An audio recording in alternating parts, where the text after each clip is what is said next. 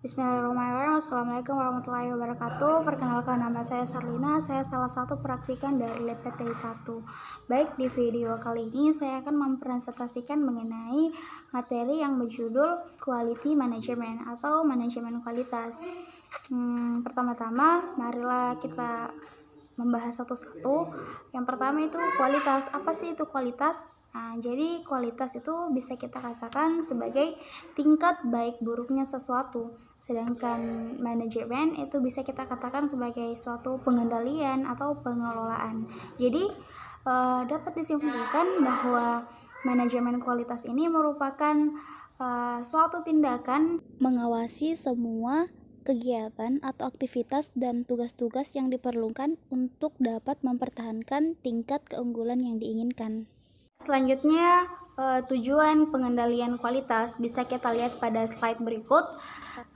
Tujuan pengendalian kualitas itu ada beberapa. Yang pertama, agar barang hasil produksi dapat mencapai standar mutu yang telah ditetapkan. Kemudian yang kedua, mengusahakan agar biaya produksi inspeksi dapat menjadi sekecil mungkin.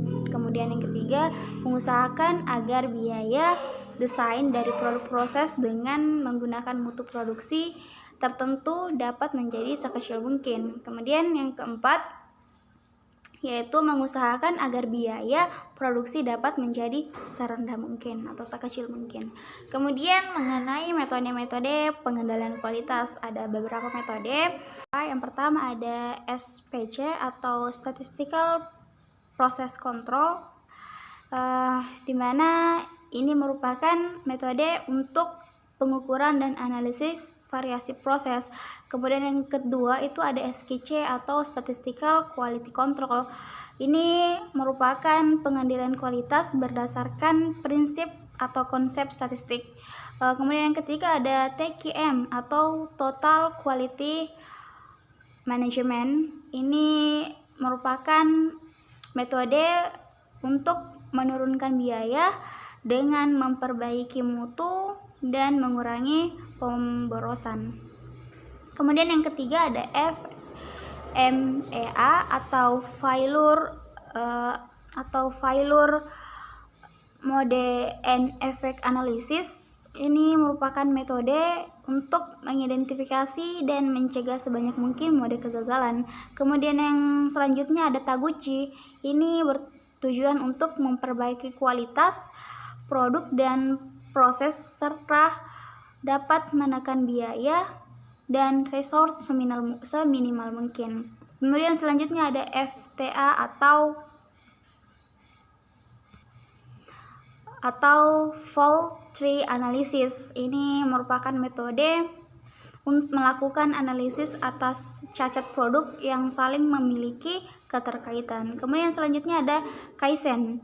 Ini merupakan metode melaksanakan perbaikan secara terus-menerus. Kemudian selanjutnya ada Six Sigma. Metode Six Sigma ini merupakan metode untuk mencapai keseluruhan proses produksi yang optimal dan efisien. Kemudian selanjutnya mengenai alat perbaikan kualitas. Alat perbaikan kualitas ini biasa kita sebut dengan 7 tools. Di mana 7 tools ini terbagi menjadi dua, ada 7 tools dan ada new 7 tools. 7 tools atau 7 tools basic ini yang pertama ada flowchart. Flowchart ini merupakan kegiatan penanganan informasi atau penggambaran secara grafik dari langkah-langkah yang diurut berdasarkan prosedur dari suatu program. Bisa kita lihat pada gambar berikut. Ini merupakan gambar dari flowchart. Kemudian yang kedua ada check sheet. Check sheet ini merupakan alat yang sering digunakan untuk menghitung seberapa sering suatu terjadi dan sering digunakan dalam pengumpulan dan pencatatan data. Bisa kita lihat pada gambar berikut. Ini merupakan gambar dari check sheet. Kemudian selanjutnya ada histogram. Histogram ini merupakan alat yang digunakan untuk menunjukkan variasi data pengukuran dan variasi setiap proses. Berikut ini merupakan gambar dari histogram. Kemudian selanjutnya ada diagram Pareto. Ini digunakan untuk membandingkan berbagai kategori kejadian yang disusun menurut ukurannya untuk menentukan pentingnya atau prioritas kategori kejadian-kejadian atau sebab kejadian yang akan dianalisis. Ini merupakan gambar dari diagram Pareto. Kemudian ada scatter diagram. Ini berfungsi untuk menunjukkan kemungkinan hubungan antara keeratan hubungan antara dua variabel tersebut yang sering diwujudkan sebagai koefisien korelasi. Berikut merupakan gambar dari scatter diagram. Kemudian selanjutnya yang keenam ada control chart.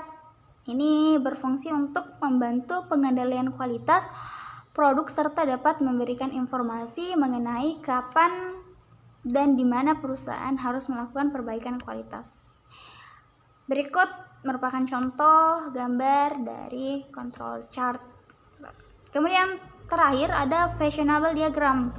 Fashionable diagram ini berfungsi untuk mencari unsur penyebab yang diduga dapat menimbulkan masalah. Ini berikut merupakan gambar dari fashionable. Kemudian selanjutnya new 7 tools. Yang pertama ada affinity diagram. Affinity diagram ini adalah alat yang digunakan untuk mengumpulkan sejumlah gagasan atau opini. Kemudian ini merupakan gambar dari affinity diagram. Kemudian selanjutnya jenis Neo 7 tools yang selanjutnya itu ada interrelationship diagram. Mungkin tidak perlu saya jelaskan karena waktu mepet, jadi saya sebutkan saja. Yang kedua itu ada tree diagram, kemudian yang keempat ada matrix diagram, selanjutnya ada matrix data analysis, kemudian ada PDPC dan row diagram. Bisa kita lihat sendiri pada slide berikut, slide di depan. Kemudian mengenai cost of quality. Apa sih itu cost of quality? Bisa kita lihat pada slide berikut, sudah dijelaskan bahwa cost of quality ini merupakan biaya yang diperlukan untuk mencegah produk cacat agar barang bisa mencapai kualitas yang tinggi.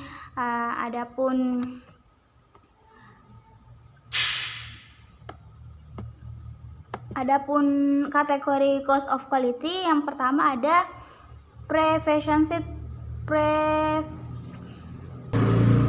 selanjutnya mengenai kategori of quality, yang pertama ada prevention cost. Ini merupakan biaya pencegahan yang bertujuan untuk mengurangi jumlah produk atau jasa yang cacat. Kemudian selanjutnya ada appraisal cost. Ini bertujuan untuk mengidentifikasikan produk cacat sebelum produk tersebut dikirimkan kepada konsumen. Kemudian ada internal failure cost. Ini dilibatkan oleh identifikasi cacat selama proses penilaian. Biaya tersebut meliputi sisa bahan yang ditolak, pengerjaan ulang produk cacat, dan lain-lain. Kemudian yang terakhir ada internal failure cost, yaitu biaya-biaya yang berhubungan dengan kesalahan dan non-konformasi yang ditemukan setelah produk diserahkan pada pelanggan. Kemudian slide selanjutnya mengenai cost of poor quality. Cost of poor quality ini merupakan biaya yang terjadi akibat produk tidak memenuhi standar kualitas. Adapun kategori dari cost of poor quality ini, yang pertama ada internal failure cost, di mana internal failure cost ini merupakan biaya yang dikeluarkan akibat ketidakmampuan memenuhi persyaratan atau kebutuhan customer dan biaya yang dikeluarkan akibat proses yang tidak efisien. Kemudian kategori selanjutnya itu ada external failure cost, di mana external failure cost ini merupakan biaya ketidaksesuaian produk atau layanan customer menerima produk, termasuk biaya yang diakibatkan hilangnya kesempatan penjualan. Baik, mungkin itu saja yang dapat saya jelaskan pada kesempatan kali ini. Kurang dan lebihnya mohon dimaafkan. Saya akhiri dengan kata wabillahi taufiq wal hidayah. Wassalamualaikum warahmatullahi wabarakatuh.